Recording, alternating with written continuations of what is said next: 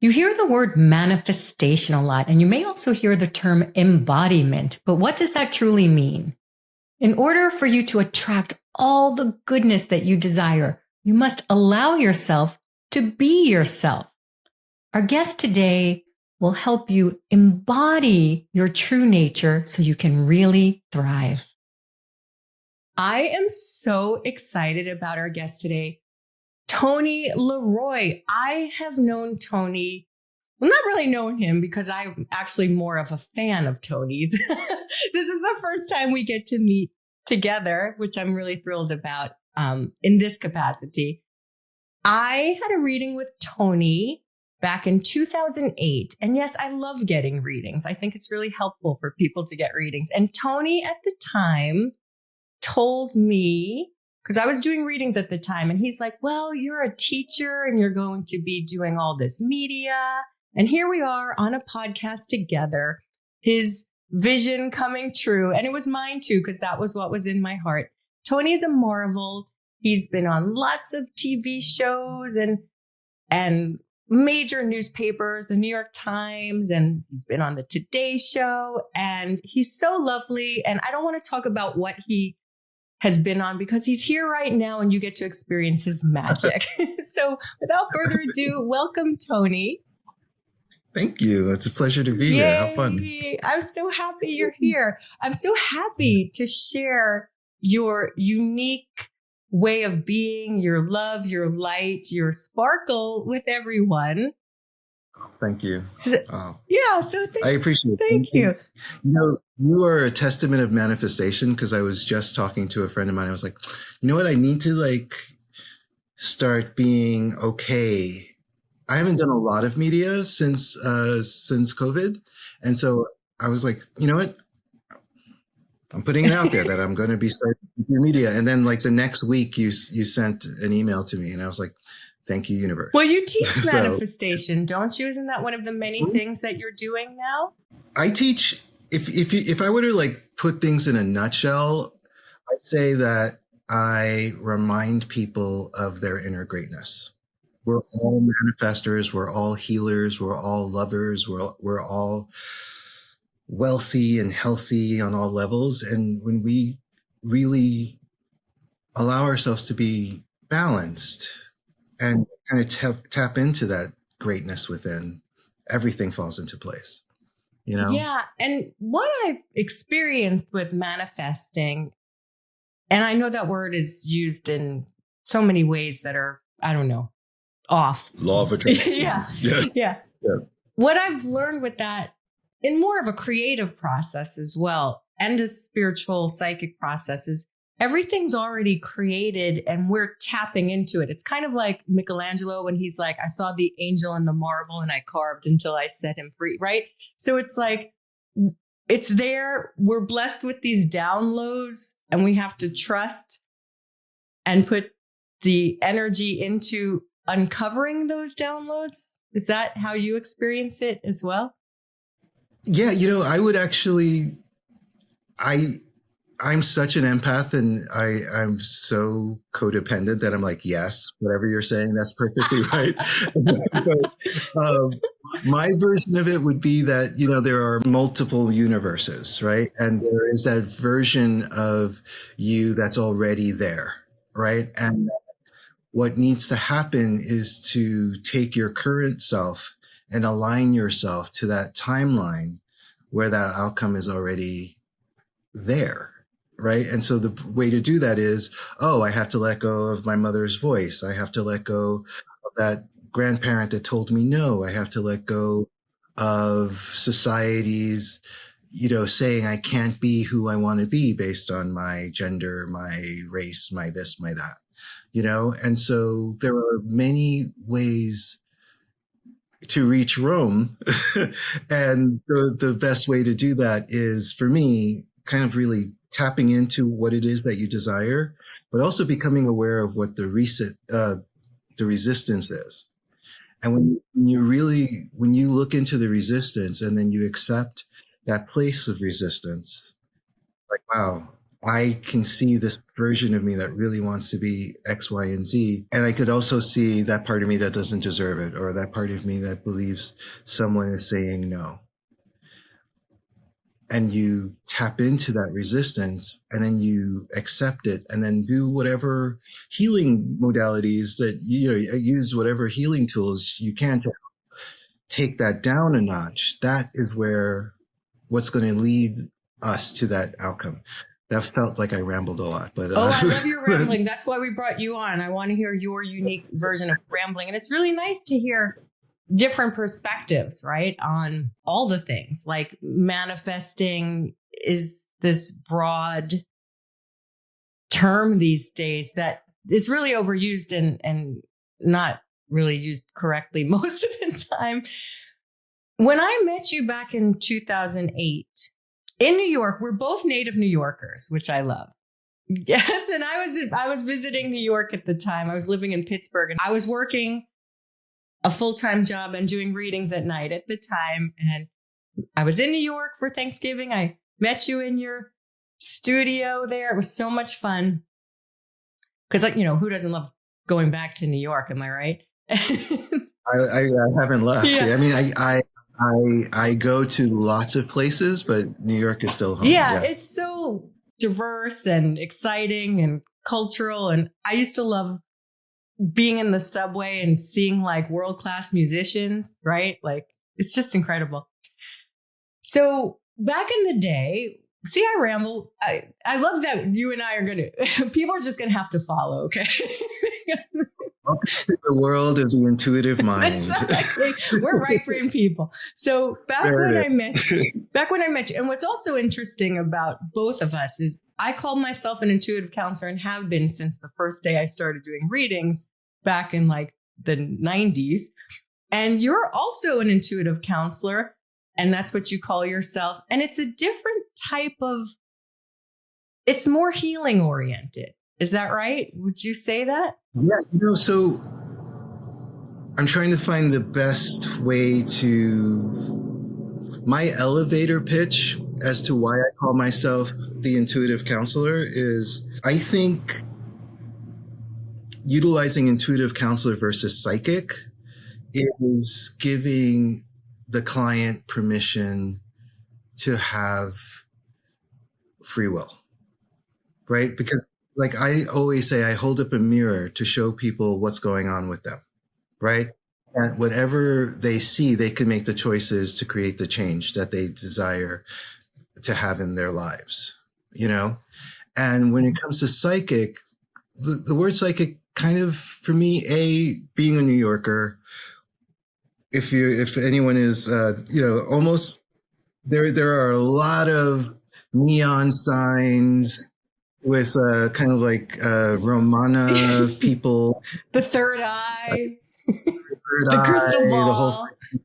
Yes, and then it's like, oh my God, there's been a curse on you, and you have to, you have to come back with $1,000 every time and bring the whiskers of a cat or something, and that unfortunately I think has created a certain type of stigma, or it creates a cast of a certain type of image that I'm just not in alignment with, right? And I remember when people used to come to my office and they've never looked at the website or didn't know what I looked like. They just heard of me through word of mouth. They like, I would open the door and they were like, this guy is just normal. He's like a normal guy, And I was like, were you expecting like a bindi with a turban on my head? Exactly. Like, yeah, and maybe like some kind of flowing garments or that kind of stuff. I'm like, that's not me. So I utilize intuitive counselor as I am a counselor.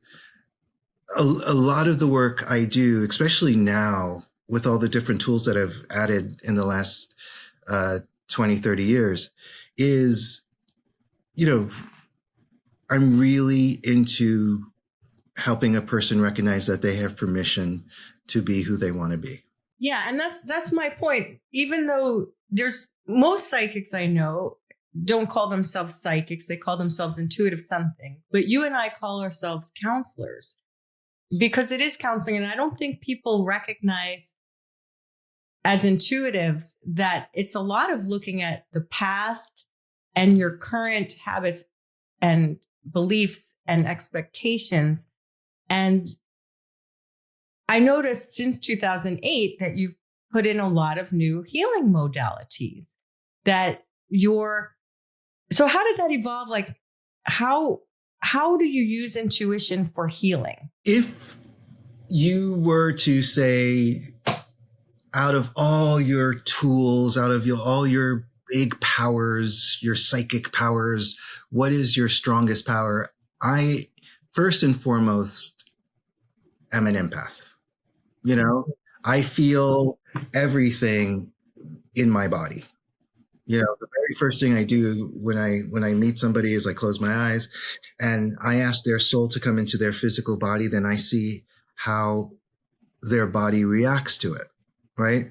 And I feel that in my own body, right? And so sometimes most people live outside of their bodies, right? And so when the person comes in, when I visualize and feel their energy come into themselves, I can feel where the blocks are in my body, right? So like if I feel a block in the navel, that represents a very specific type of story, right? And then I start kind of like unveiling the story to the person, you know? If there's a block in the throat, that's another type of story. If there's a block in the throat and the navel, that's a different type of story, which, you know, as a kid led me to developing that drawing. I create a drawing that helps me to see what's going on around a person mentally, physically, spiritually, and emotionally, because I don't want to carry all that on me physically. Otherwise, I'm just going to be focused on the navel or focused on the forehead or focused on the throat. And so I create this drawing. As an empath,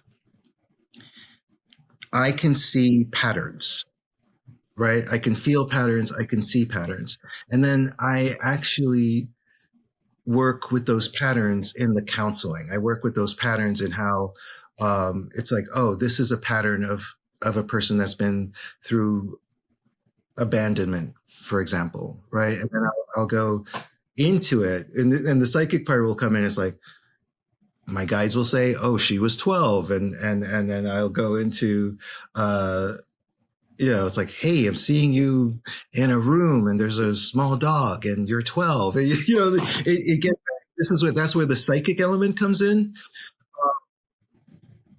Yet at the same time, I'm utilizing traditional therapeutic tools to bring the person into acceptance, to utilize different modalities to clear traumas. I utilize different modalities to, you know, help the person find inner peace. It's amazing that you can do all that. And I know from personal experience that if you are an empath and you're picking up on people's traumas, you're going to want to find more modalities to help those people, right?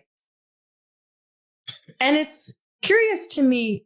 It's funny, I didn't realize this when I created this podcast, but a theme that is run throughout every episode so far is being in your body. So I think most people don't understand the concept of not being in your body.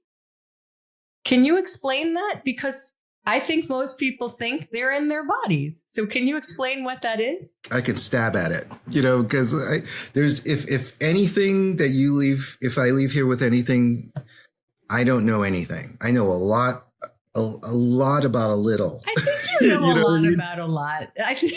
I love. So in my experience, right? My experience, I believe that most people are not grounded.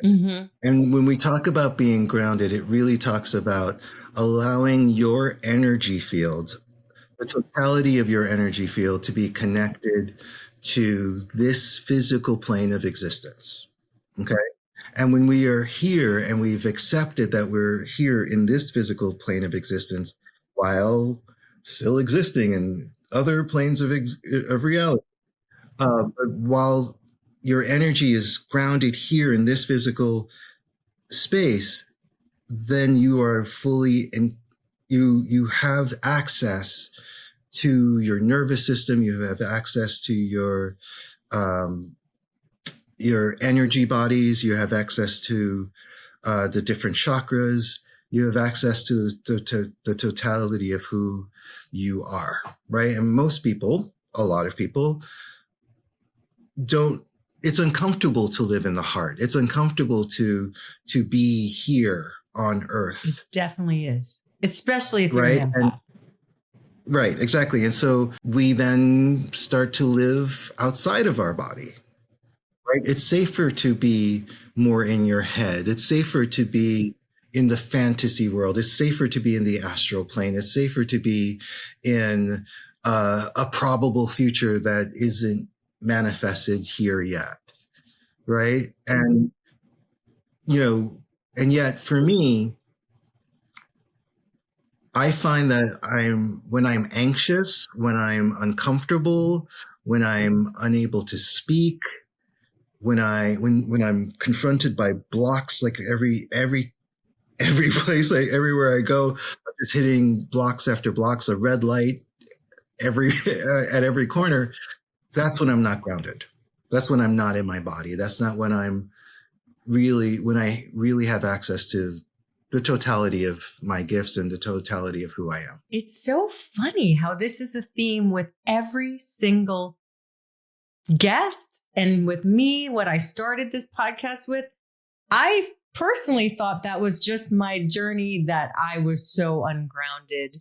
I mean, I know it's a thing for everyone and it's something I share. And again, in my intuition series, we start with grounding. Like, it's everything that I've learned as a psychic intuitive to access that information. I didn't have to reach up here more. I had to get down in my body. And exactly right. Because we already have access to that, we can call it the Akashic records. It depends on different belief systems, right? But like, you already have the access to that knowing. It's bringing that knowing here to this moment, and then making a choice how you want to utilize that data, how you want to utilize that information.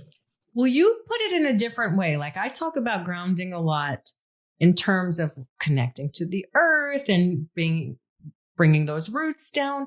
You brought up something really important, which is about bringing the soul back in the body. Can you talk about what that is and how people can do that? Because I think that's a very important distinction. As you asked me that question, where I'm taken to is my goal, right?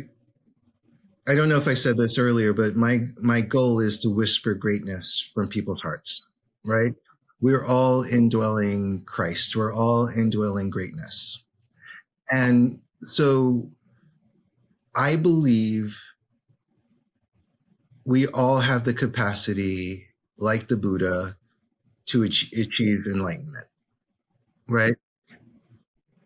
Enlightenment is the embodiment of the soul being realized in the physical body.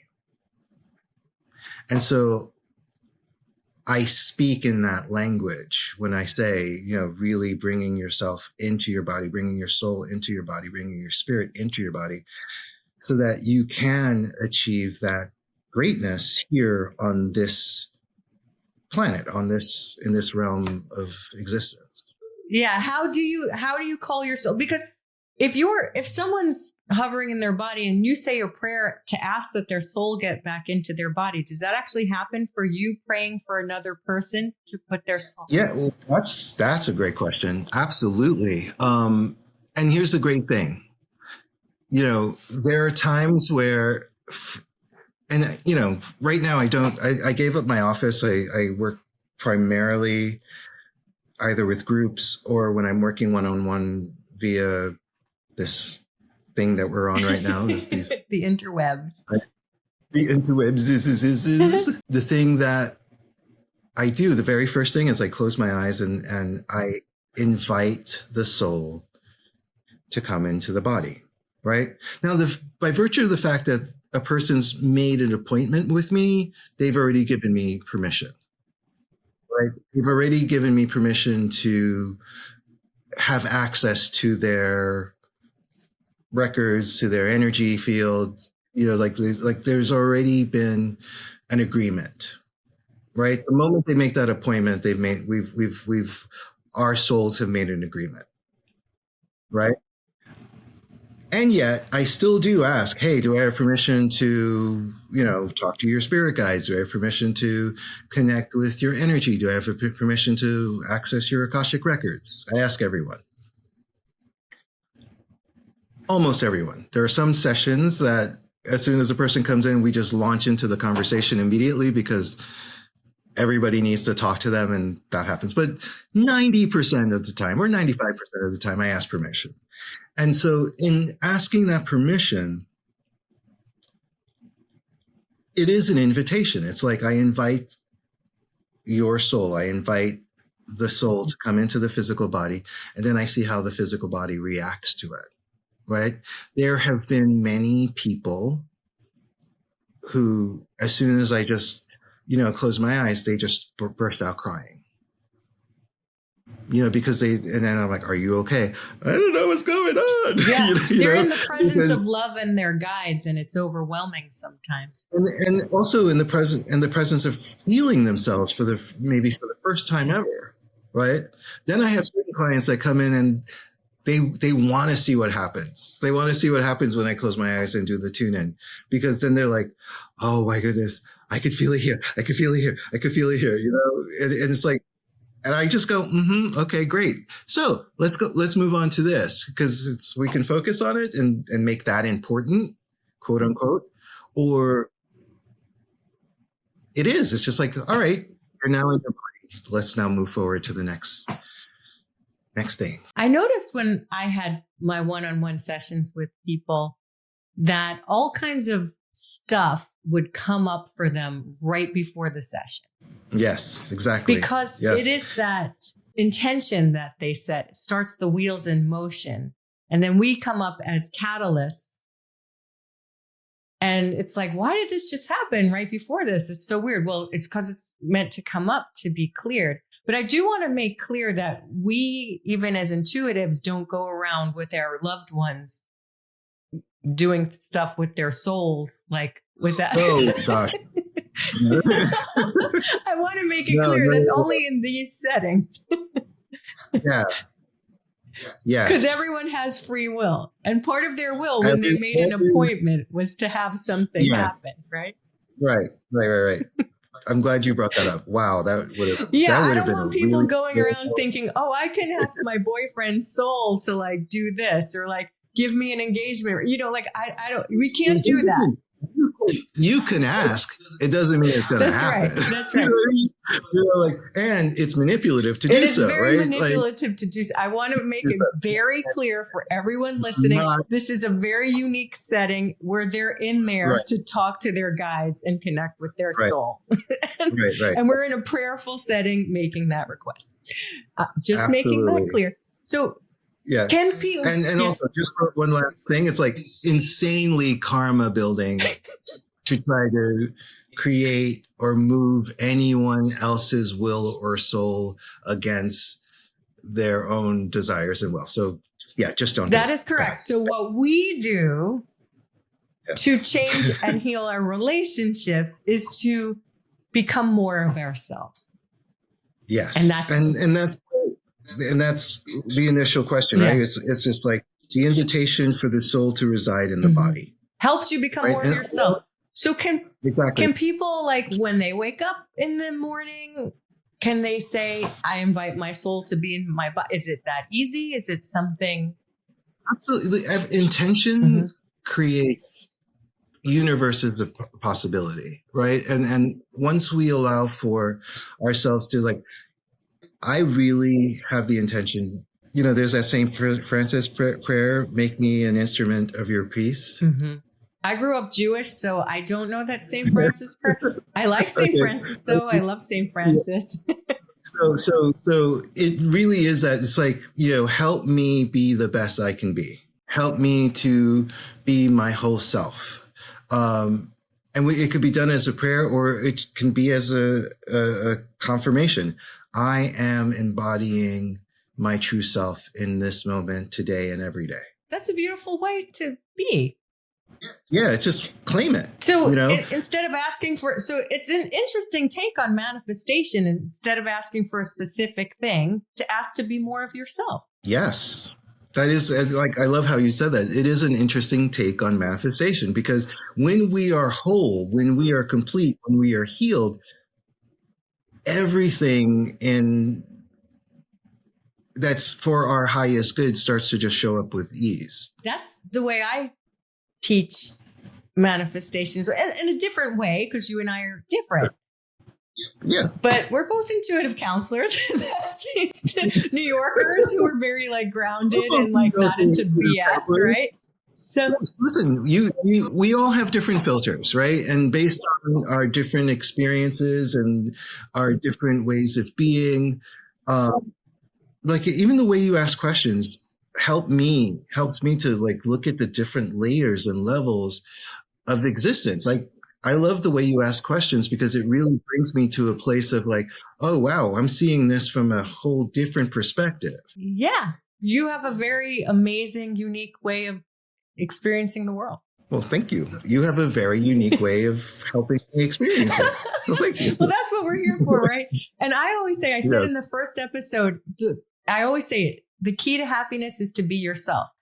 And the key to manifestation is to be yourself, because when you love yourself fully and completely, then the world can support you fully and completely. If you're blocking and hiding parts of who you are, then that's what happens. So is that your perception of healing in one way, is to uncover and release the layers that are keeping you from being yourself? I know healing is a huge topic. We'll have to have you on for that, another session.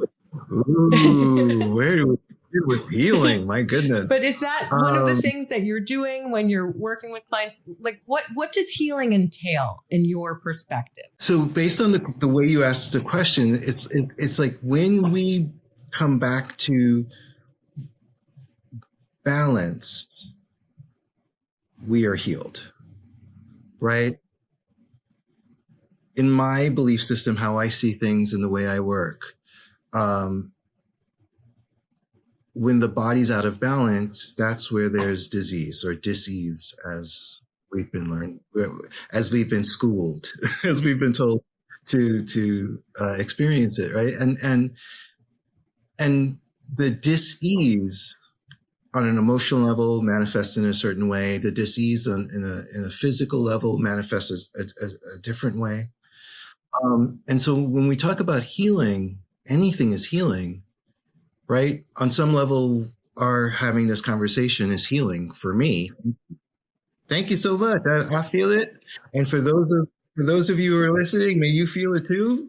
Thank you. Thank you for holding space for this. And so healing manifests and shows up in many different ways. There's so many different types of healing. And it really depends. It's kind of like when one heals their emotions, the body gets healed. When one heals their mind, the emotions get healed and the body gets healed. When one heals their body, the soul, it's like, mentally, physically, spiritually, and emotionally, it's a holistic element. So basically anything you do helps everything. Finding balance and having the intention to be your best self is healing. So maybe that's something like a prayer or an intention for every day. Yes, an intention or a prayer for every day. Well, like, again, there's so many great ones, right? But like one of my favorite ones is, and I got this from the internet. Sometimes the internet can do good things. It was on Instagram, and I just love it. It's like, I am, how does it go? I have it on my phone as a sticky. I am the most powerful I've ever been. Ooh, yes. Thank you, Internet, for that one. Yeah, I am the most I'm powerful I've ever been. I'm walking into the healthiest and wealthiest version of myself.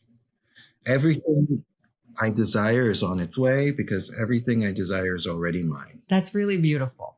And when I'm also ridiculously generous and I give a lot of stuff away for free. Yes, you do. A lot of and, empaths do. and, That's a balance we'll all have to look at one point, right? Exactly. And this amazing healer that I know taught me another prayer. She's like, listen, you can't help but be generous. You can't help but be giving. Yeah. And so when you recognize when you're doing it, you just say, may this giving be the cause for me to have all the health, wealth, and resources that I need to continue to support myself and others.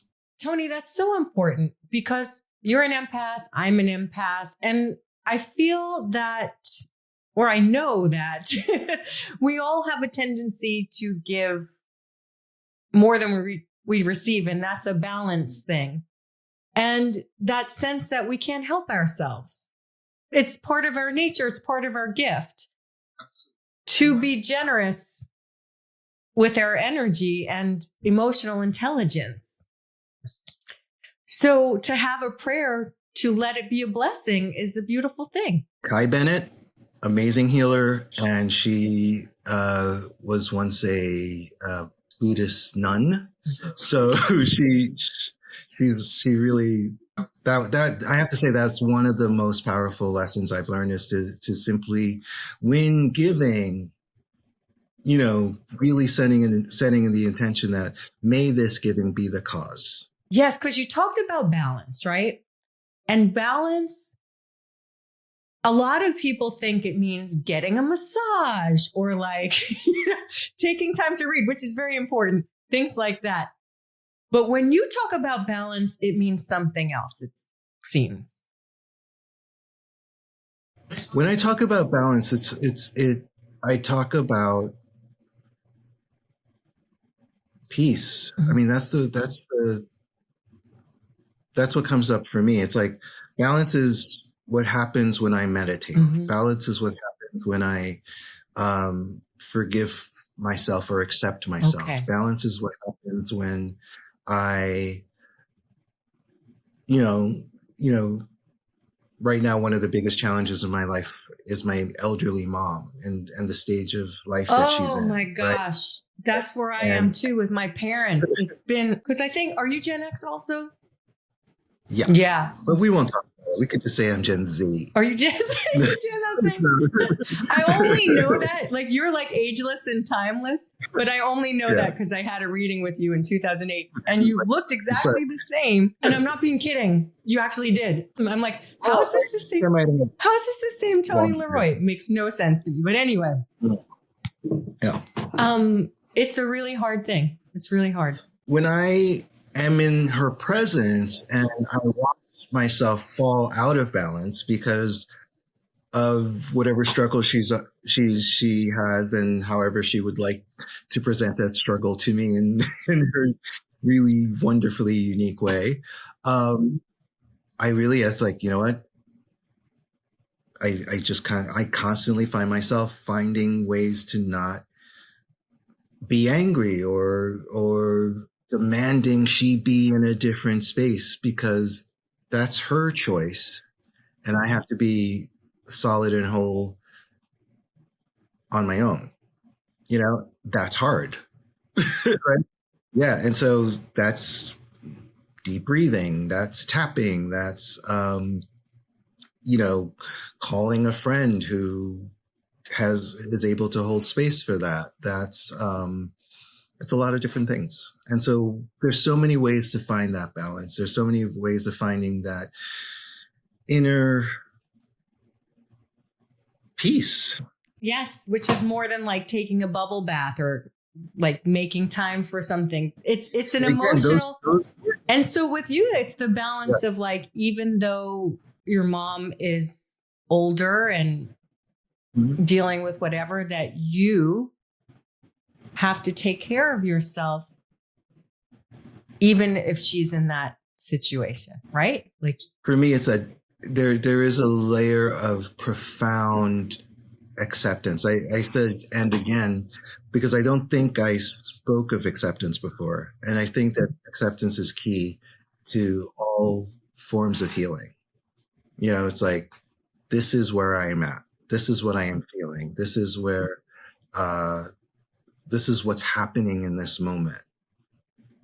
And when we truly come into a place of acceptance, then we have the choice if we're going to allow it to affect us or if we're going to be an instrument of change. And I feel like especially empaths are motivated by guilt. Like, I should be feeling a certain way. Like, if your parents are older, like, I should be feeling a certain way, but like, I still have my feelings. Like, my 10-year-old self will still react in a certain way or whatever.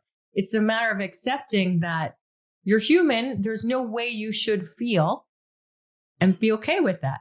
Right? Is that part of the acceptance? Part of the acceptance is also just like, this is what I am feeling right now.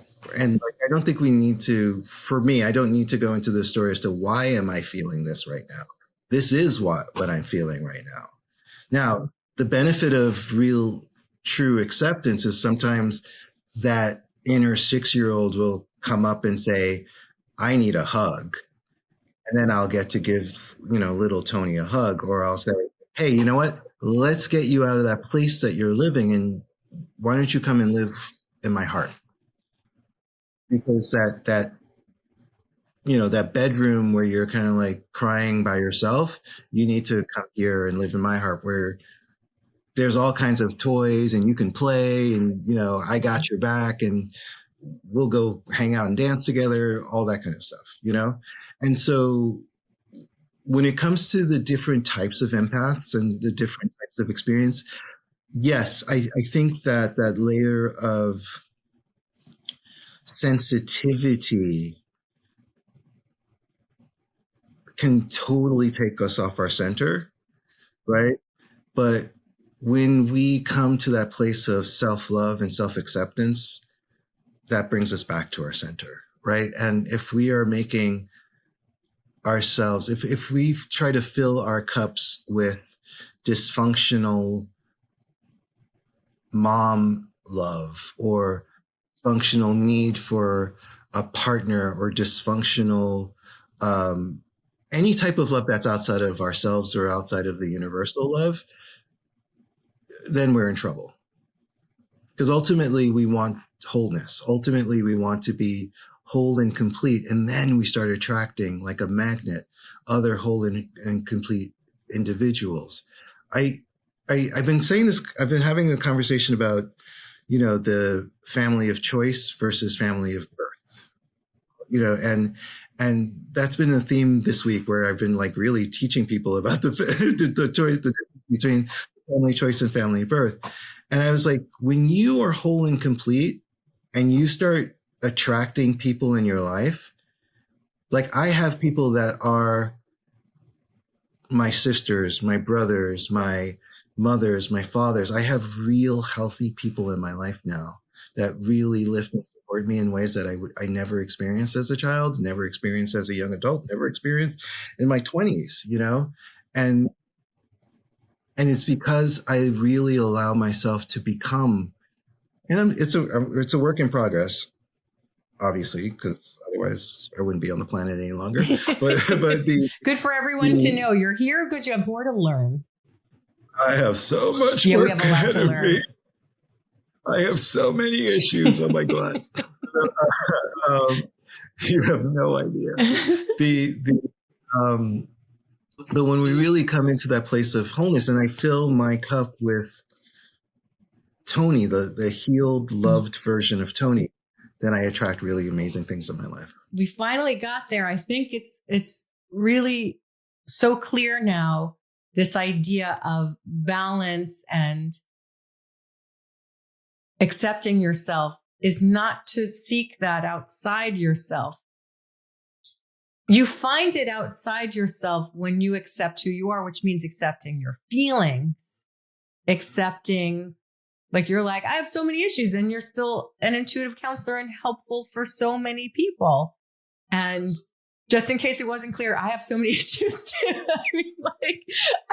Just in case that's not clear, I mean, I'm still very much on this planet. I got stuff to work through. So, and I think people too think they have to have some idea of perfection to help people or to do what they're born to do. So acceptance means like, this is where I am right now. And if I can, like, if you're a healer and you're born to be a healer, if you can help one person, if you're like one step ahead of someone, then you're helping them, right? I'm just going to put this out there, and this might be a bit controversial. Oh, I love that. So I'm just going to put this out there for this is my belief system, right? We are all our inner gurus, right? You know, it's like even the word guru, G, you are you. You know, G, you are you. I love that. You are you, you know, and the thing, if you come across anyone that says that they are 100% healed and that they have no issues, I say walk the other way. And that's another reason why I say I love getting readings. And we talked about this in one of my more recent episodes when, oh my gosh, the hurricane, and I was in this stressful situation. It's hard to have objectivity as well when you're in your emotions, and there's no shame in having help. Yeah, absolutely. If anything, we better be asking for help. We better be asking for it. Empath lesson 101, okay? Yeah. Please so ask. Actually, that could be lesson one. Yeah, everything you just said. Yes, lesson 101. Whenever someone comes to me and I watch their guides, going, "Oh my God, can you please help this person listen to me?" Yes. And my they're like, I don't understand. How do I connect I ask them all the time to talk to me. And then I was like, okay, so there's this ancient prayer. Could I teach you this ancient prayer, Kari? Yes, please. Okay. So repeat after me. This is the ancient prayer. Help me. That's it. I love it. Tony, help me. Help me to see what my next step is. Help me to communicate with you better. Help me to be more open to inner peace. Help me to find my love. Help me to see what's in the way of me finding my love. Help me. Help me. No, help me. I love it so much. Tony, there's so many ways that you can help people, because I feel like you're a spirit guide on earth. And so I'd love to have you back. And there's so much more to share. In the meantime, how do people get in touch with you? And then I want to go into our magic lesson. Ooh, the message. Okay, so you could reach me via my website, which is TonyLeRoy.com, TonyLeroy.com. My Instagram is @IntuitiveTony. And those are the two main places. You can, find me on Facebook and this and that. Yeah, we got all the socials going. But if they go to your website, that's a great start. My website is the hub that will really help generate and help you see all the things. Yeah, and Tony has a free What the World Needs Now meditation. Is that correct? It's free. We do that on, we were doing it every week, and then I decided I needed to have, we were doing it twice a week during the heart, during the intensity of the pandemic. It was the world scary needed that then. The world needed it then, right? And so right now I find that the world may need it once a month. And Tony needs some time off. Tony needs some Sundays. So you can find that information also on my website, TonyLeRoy.com. And we do it via Zoom. We do it over Instagram, trying to link it up to YouTube, all the things. So we have courses coming up. I'm going to teach a course on connecting to your spirit guides, a course on soulmates, understanding what it is, how to attract a soulmate, all that sort of thing.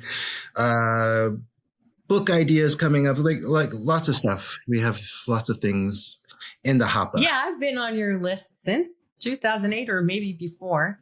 So Yeah. we always end with a magic lesson, something people can incorporate.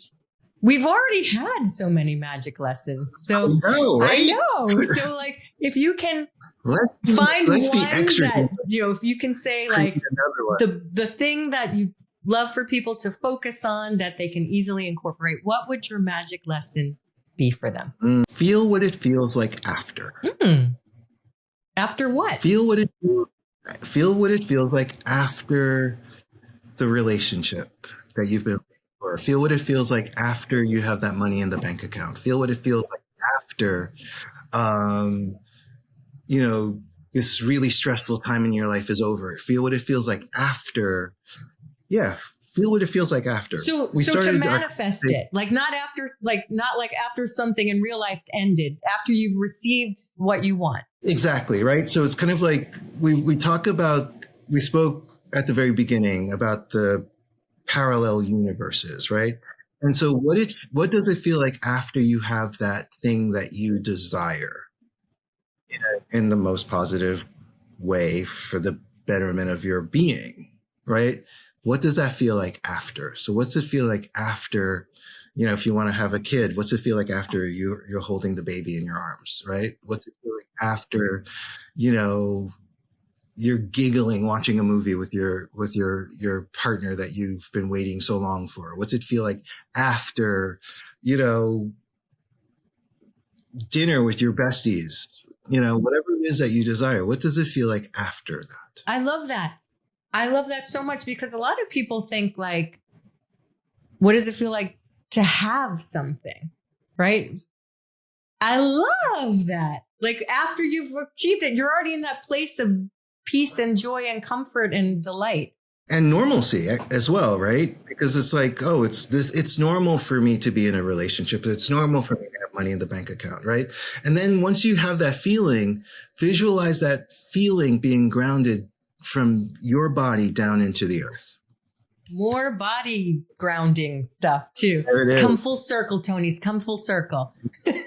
Been around the world and been around the multiverse. Tony, you're such a delight. I'm so happy that you joined us. I'm so happy that you're in the world, in this body, in this time. I am really grateful that you're doing this. This is great. This is so fun. Thank you. I know it's been a delight to have you. And I'm just so happy that you're sharing your magic with all of us. So you can find Tony at TonyLeRoy.com, doing all the things. Or in New York City, you may see him bopping around New York City because that's where. So thank you, Tony, for joining us. And thank you all for listening. And we wish you so much love. Lots of love. Bye for now. Peace. God bless. Thank you.